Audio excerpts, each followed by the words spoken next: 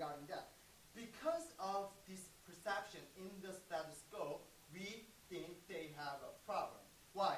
Firstly, I'm going to talk about the why, the lack of organization that can carry out actually check and balance system, which is exactly linking to the attributes of humanitarian agency. No, thank you. And secondly, even if there is an organization that do a check and balance system, we see that's still problematic. Firstly, lack of organization that can carry out check and balance system. Because of their attributes, international society believes they don't really need watchdog that can actually thoroughly see the organization, what they are going on in the very deep levels.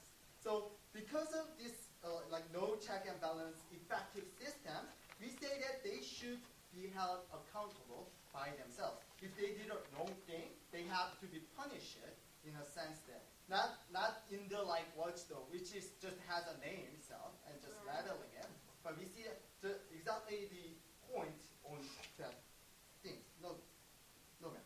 Okay. Second of all, even if there's an organization, we see that because they have already done so many positive jobs, the international society itself is that, oh, they are totally good and they are totally fine.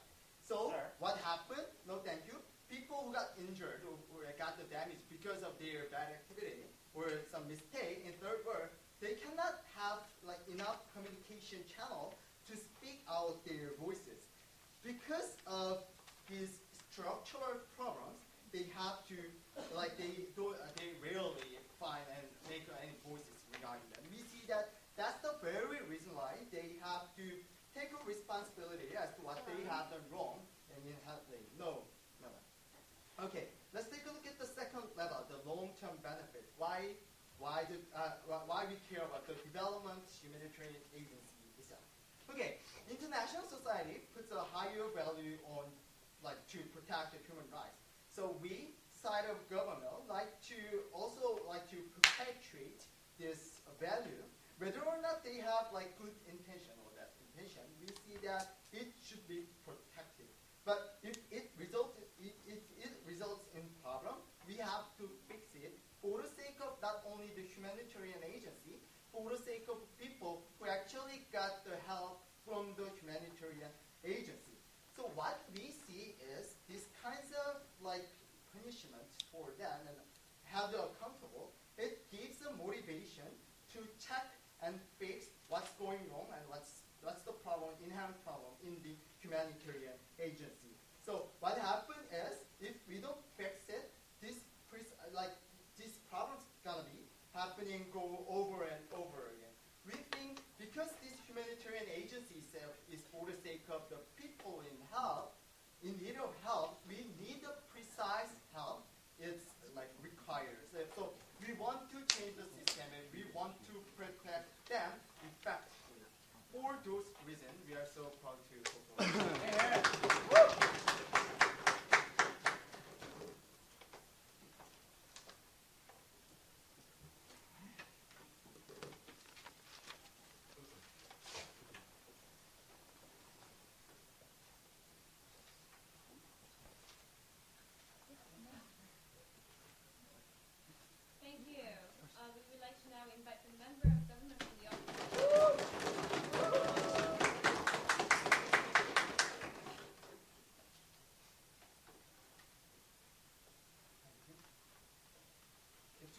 clarification before I move on. First clarification. I think that one of the problems mentioned by government side itself is not problems caused by humanitarian agencies itself. We think, I'll further explain later, but we think the fundamental problem that they're talking about is caused by the oppressive regimes itself. We think the reason why there's problem is because oppressive regimes abuse these humanitarian agencies. Oppressive regimes abuse these problems. We think the only wrongs of these humanitarian agencies is that they're simply being abused. So that was actually the second clarification. Just because humanitarian agencies are being abused, it doesn't mean that it's their fault. It doesn't mean that they should be accountable for the conflicts caused by these oppressive regimes. I have a lot of points of rebuttal. Firstly, regarding the open groups. There are many of the cases for distorting the characteristics of humanitarian intervention. Firstly, let's go one by one. Firstly, they said that these humanitarian agencies know that these resources would be used in bad ways, but they simply do it anyway. No, thank you. Firstly, we think it's an assumption to say that these humanitarian agencies know already, but that they still do it. They haven't proved to us any factual evidences that in the past history there are any cases where humanitarian agencies knew, but then still gave aid or negotiated with these governments. No, thank you. Secondly, they characterize these humanitarian agencies as selfish governments. We think there's a difference between selfish and self-interest. They're talking about selfish organisms. We think, as openly clear told you, there's self-interest about, they have their own perspective about what is good for humanity itself. We think there's a clear difference between being selfish, only achieving for their reputation. We think it was a wrong, distorted case from open government. Thirdly, they talked about bribery. We think, firstly, as I told you, if bribery is something that must be done in order to help these people, we think it's just the case is inevitable. We think, as they already told you, even if it's the case where they have to do bribery, we think in the end there are some people being saved because of the war. There are some people being saved who are suffering because of the war. So thank you, sir. Secondly, they talked about how it's going to empower oppressed regions. We think this is ridiculous in two ways. Firstly, we think the reason why these oppressive governments have power is because of the weak and unstable system within the country itself. We think it's not because of humanitarian organizations. Secondly, we think even if it's the case where it actually does kind of contribute to the empowering of these regions, we think it's not significant enough. We don't see a clear significant harm to ban these people from aiding these people. They haven't showed us any clear harm. They simply said, oh, it's a big problem because they're simply being abused, they're simply being empowered, nothing to say. Thirdly, they said only certain people are going to receive benefits. We think that's actually factually not false. They simply assume that only certain people will receive benefits, not the other people. But let's say that even if it's the case where only some people receive the benefits, as I told you, we think it's still better off to help some people who suffer from war and tyranny of the government itself. We think it's actually a good thing. We think it's bad to ban even those helps in our society. So, Good thing. so we did not say that humanitarian agencies did that. What we're saying is when you adjudicating your self-satisfaction and life of the people, if you say your self-satisfaction higher than life of the people, I think that intention is not that great and good. Okay, firstly, as I told you, they're relying on the assumption that these humanitarian agencies are such a bad thing. They only rely on self-interest. They only think about their interest, not the lives of these people. We think, firstly, one of their interests is the lives of these people. So we think their case is really irrelevant in the first place. No, thank you, sir. No, thank you. In the closing said something slightly worse. They said the image of humanitarian agencies is good, therefore there are no watchdogs. We think that's not the case. We think even the status quo agencies that have good images, such as like United Nations peacekeeping troops, even the status quo, they're being monitored by a lot of different agencies, such as the media, a lot of different governments. We think the idea of the check and balance system lacking is absurd as well. Moving on to the extension, I'm going to tell you about why there's conflicts, why harm occurs, and why humanitarian agencies are not accountable for the harms. Firstly, let's look at when these humanitarian agencies actually going to help these people. We think humanitarian agencies go in when there's conflict, when there's unstable situation in the status quo. We think these agencies try to go in to help these people. The problem that we see here is that we think that there's already conflict existing in the place, meaning that whatever the problems that might have been caused by humanitarian agencies are fundamentally caused because of the problems that already exist in there, because there are fundamental problems regarding oppressive regimes itself. We think that's the problem. No, thank you. Secondly, we think, as I told you, the only wrongs, only faults that these humanitarian interventions have is that they're being abused by these tyrannical governments. We think it's simply unfair to tell these people to be accountable for the wrongs of these tyrannical governments when they want to help these people, when they want to help the poor people, the people that are suffering. Even if it's a case where they do, as I told you, contribute a little bit to the harms, we think that harm is not significant enough for them to be accountable. We think the most significant harm is caused by the government itself. No, thank you. We think it is to blame. No, thank you, sir. We think it is to blame the oppressive government itself. That's the oppressive government itself. Thirdly, we think, as they were so concerned about, even if they somehow have to negotiate in order to get it, we think it's unfair to tell these people, don't negotiate or you don't go in there, because they already clearly showed you that it is in the reality that they must negotiate in order to get there. But we think that in order for these associations to get in there to help at least some people, which is good, as I told you, we think some kind of negotiation is inevitable according to their logic. But then at the same time, we think it's also very, very unfair to blame these people and saying that you cannot go in, or if you really want to be helpful to these people, you should be accountable for the conflicts that occur because of the tyrants. So we think that's totally absurd. So whatever I told you in closing opposition statement, I told you the whole case brought up by open closing governments was first distorting the characteristics of humanitarian agencies. Secondly, they were neglecting the characteristics about humanitarian agencies when they go in.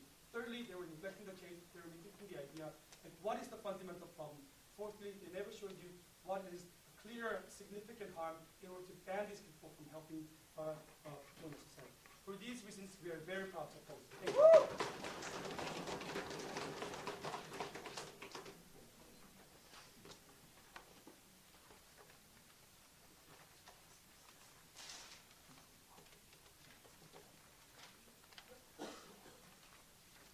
Thank you. We'd like to have the government whip to the podium. Here.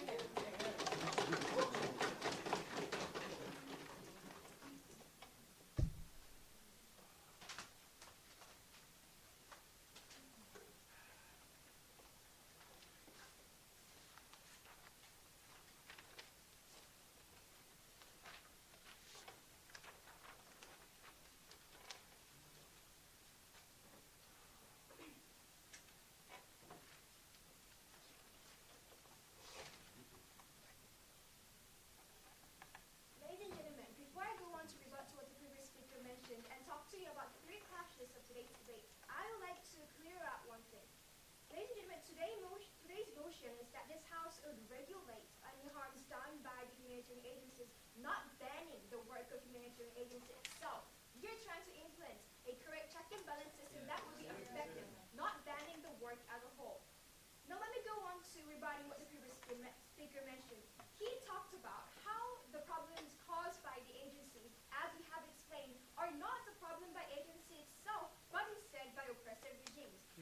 Mrs. Speaker, first of all, the core of the problem of today is directly from what the opposition is continually saying. Because people have an illusion of what the humanitarian agency is doing, because of that core fact that they are believing in, that is why the problems of the agencies are happening. And denying that problems are happening in oppressive regimes, which I'll explain further on in the later first class of today's debate, when these problems happen, the government believes that the problems should be blamed to the agencies.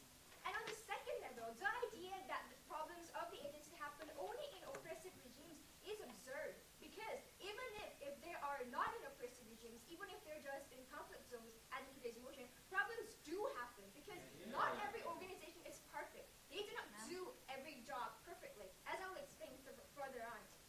So let me go on to clear out today's debate. The three clashes. The first, relationship, exploitation of government and humanitarian agency. The second clash, good intention, even if there is good intention of agencies, should they be blamed? And third, whether there is a check and balance system of these agencies. So let me move on to the first class, which is about exploitation of government and humanitarian agencies in this country. Let me draw a brief outline of what happened. The Prime Minister talked about probability of government exploitation of resources of these agencies. And leader of opposition came up here and talked about that negotiations with certain governments will not happen. However, they did not prove how these things will not happen, denying the step-by-step process that the opening side has given you.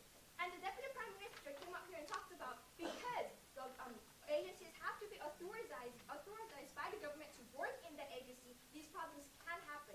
The Deputy Leader of Opposition talked about how they have good intention. However, Mrs. Speaker, the important thing is not whether they have good intention or not. The important thing is who punishes the agencies when there is a problem. And they did not prove why there is zero possibility of the problem mentioned by the opening happening or not. However, the local government successfully proved step by step by the system of how the agencies can work in the country. We proved to you why there is even a little possibility of the exploitation of the government can happen. And opposition team, if they believe so, they have to prove how these cases are happening. And second, if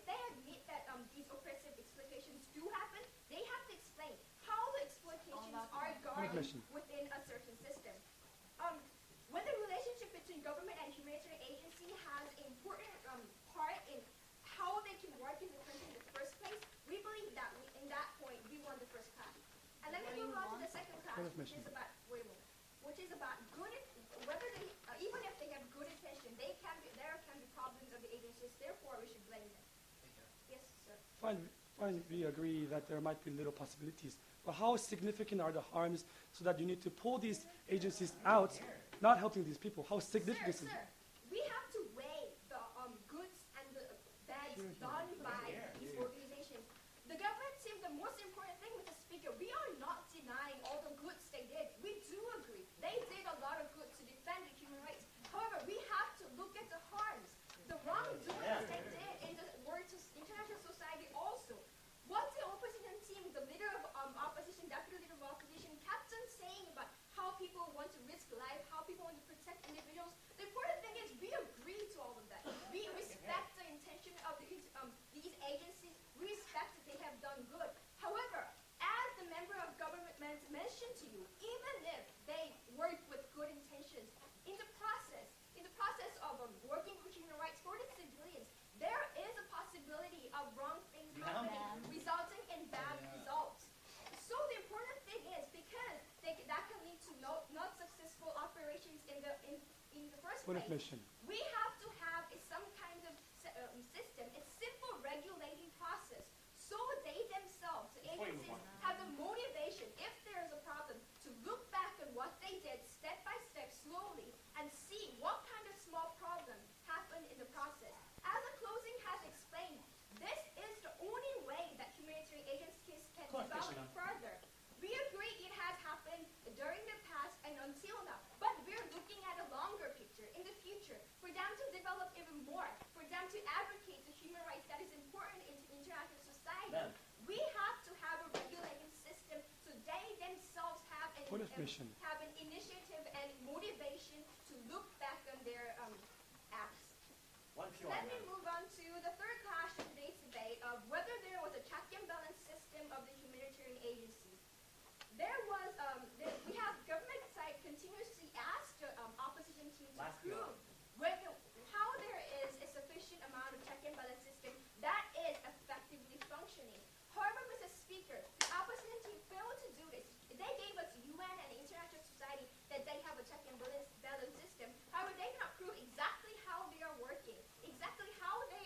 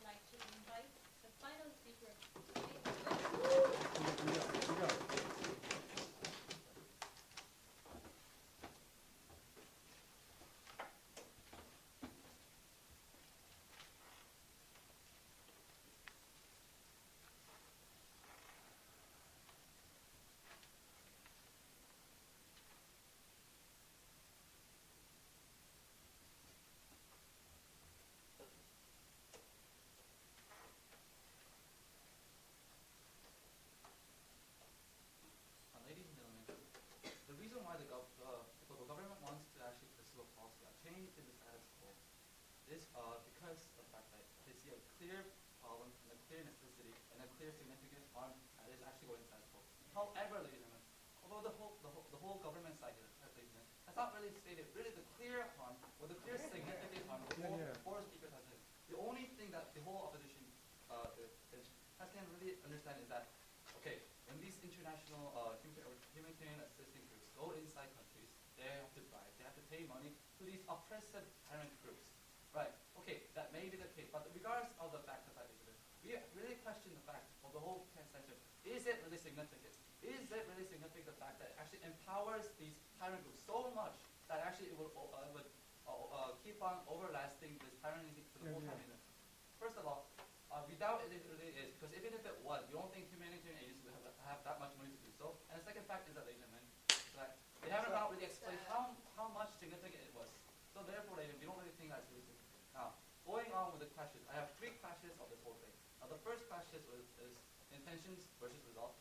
Second is the harms and benefit analysis of the whole system. And third, who is responsible, which kind of highlights the closing opposition's case of that these humanitarian agents don't have to be accountable. Now, first, intentions versus result.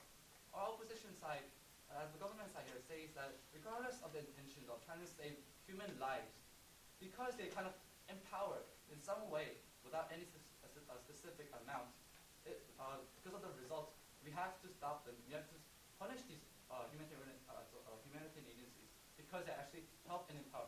First of all, ladies and gentlemen, we don't really think that this, they never explain how significant this bribing or the action itself is. And regardless of that, ladies and gentlemen, we think that as our smart open opposition side said, we think that saving lives is the most important thing because regardless of whatever situation is, human lives, ladies and gentlemen, Exactly, sir.